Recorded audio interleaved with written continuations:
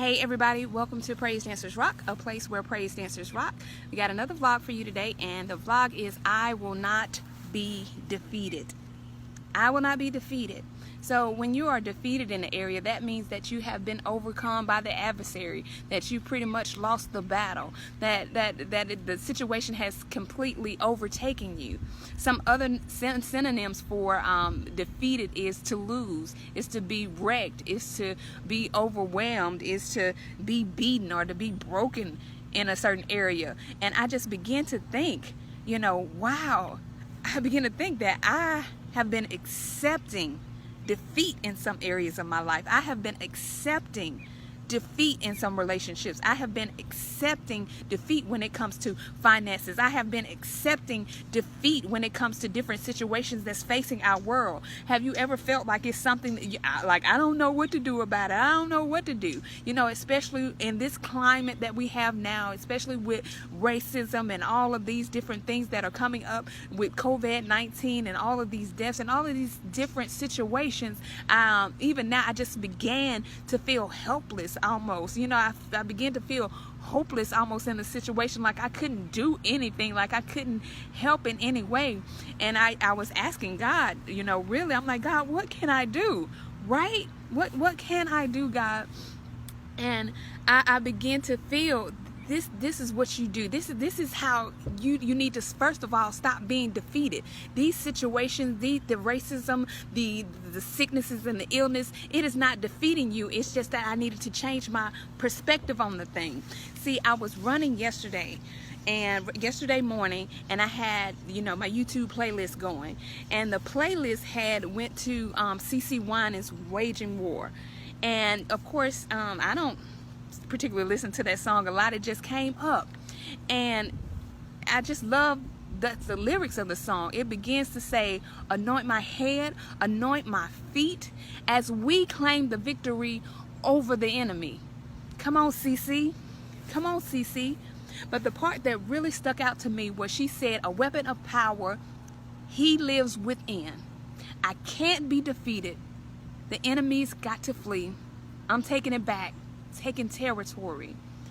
And the phrase that really stuck out was, I cannot be defeated. Why? Because God lives on the inside of me. No thing, no spirit, no curse, no spell, no hex, no racism, no sickness, no illness, no disease, nothing can defeat God. And I mean, that thing had really got in my spirit. I started running fast. I cannot be defeated. I started just saying it. I cannot be defeated. I cannot be defeated in this. I cannot be defeated in that. I cannot be defeated. And I just began to just think about the gift that God has placed on the inside of our vessels, the gift that God has placed on the inside of us. We cannot be defeated, right? So I began, for some reason, in the song it says, going into battle. We're going into battle. We're going. Okay, I can't sing. I told y'all that on the last vlog. I can't sing like that. I can sing in the shower when at home. But anyway, I'm going into battle. Going into battle. And if you're like me, I'm a peaceful person. I believe I'm a peaceful person. Most of the time I'm peaceful. But I'm like, when you start to switch over and say you're going into battle, if you're just a peaceful person, you're not really trying to engage in battle. You're just trying to, hey, we want everybody to be peaceful. We want everybody to get along. That's what we want, right? That's what we want, right? But God just began to kind of put in my spirit that everything is not like that. There is a time. There is a time. There is a time to love. And the Bible said in Ecclesiastes 3:8, there is a time to hate, and there is a time for peace, and there is a time for war. There is a time for peace, and there is a time for war. And so sometimes, and with our Christian selves, we have to engage the enemy. We have to engage in the war. There is a time. So how do we fight? I'm not really talking about strapping up with your guns and your knives and all your battle regalia. I'm not really talking about strapping up that way, right? I ain't talking about going into battle like that. I'm talking about a spiritual battle. The Bible tells us how to fight, y'all. It's out here. It's a lot of bugs out here today because it's been raining and all that. But anyway, just to let you know what the squatting's all about. So we have to engage sometimes. We have to go into war sometimes. And the Bible tells us to what? Fight the good fight of what? Faith. Fight the good fight of faith. In Ephesians chapter 6, it says, put on the whole armor of God so that we may be able to stand the wiles of the devil. And he also tells us that we do not wrestle against flesh and blood, but we wrestle against the rulers of the darkness of this world, principalities, powers, wickedness in high places. That's what we fight against. That's what we're fighting against. We fight in the spiritual realm. We're not fighting flesh and blood. We're not fighting flesh and blood. But we're fighting these principalities, these powers, these wickedness in the high places. And if we continue to fight, pretty much in our flesh, then we'll never win. Because we're fighting on the same ground that they are fighting on. We can do better than that. We can go in the spirit and we can fight that way. We can fight the enemy that way in the spirit realm, okay? That's what we got, a weapon of power that lives in us, in this earth, that can speak, that can pray and cause things to move in this earth against those principalities, against those rulers of the darkness of this world, against spiritual wickedness in high places. In high places. Okay, that's how we fight. That's how we fight. That's how we won't be defeated in any area of our lives. That's how. I'm telling you, that's what God was telling me. I don't know what he might be telling you. Tips on not being defeated. Put on the whole armor of God. Put on the whole armor of God to not be defeated. The whole armor. Man didn't say just put on the shoes, or don't just put on the breastplate of righteousness. Just don't put on the faith. Don't just put on the helmet. Put the whole armor of God on, so that you may be able to stand the wiles of the devil. And I'm gonna give you some tips on not being defeated, and these tips are inspired by Ephesians chapter 6 verses 14 through 20. There's 8 of them. The first one is, be strong in the Lord and in the power of his might. Be strong in the Lord and in the power of his might. Not what we can do, not what we can say, not what we can go off and just of how we feel, but no, we want to be strong in the Lord and in the power of his might.